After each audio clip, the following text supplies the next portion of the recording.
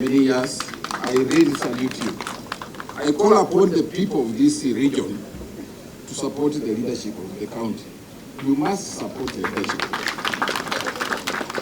Political contests will always be there. And let me tell you, don't apologize for supporting one section of leadership and rejecting another one. The constitution of our country envisages competition. It doesn't envisage concurrence. That is why you have a right to make choices under the Constitution. But once we complete that exercise, we agree to work together, like we are working together at the national and the county level. So this segmentation of our leadership and our people is not good for our country. We shall have another time to do the contest and go back to the people to ask for their mandate.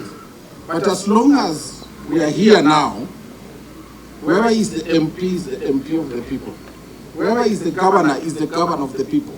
We have a duty to unite our people and work together with our people to make sure that the government agenda is achieved. When a county commissioner, I tell you this, the president does not envisage any discrimination against our people because of the choices they made. He has given express instructions, and I think you have them, that all people must be served equally. There is no room for discrimination against people because of their physical state, because of their religion, because of their political affiliation. We are not here as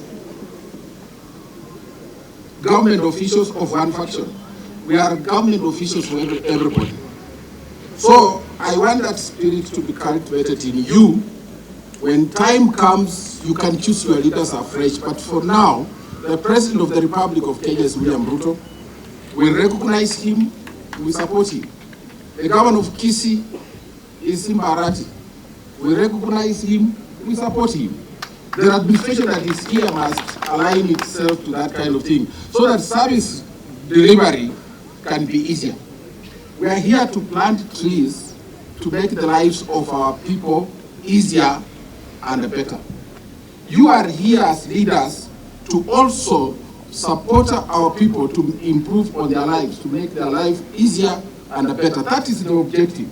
The other things are really trivial.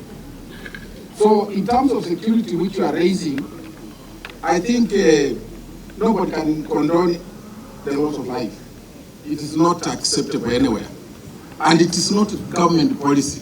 So when the county commissioner sort out that problem, if you have any issues that you really need to sort out with the national government, you know you are a phone call away from PS Raymond Omolo, you are a phone call away from CS Kindiki. This matter should be sorted out and no more lives should be lost because there is no need for it. And I just want also to challenge our governor, who is my friend. He is also a phone call away from the president. So he needs also to use his position to quickly get in touch with the head of state to know how best matters can be solved like this one. They don't need to deteriorate to levels where more lives are lost. I think the government is very clear on this matter. The government doesn't support goons. The government supports the rule of law. The government supports the county administrators, and we can work together to achieve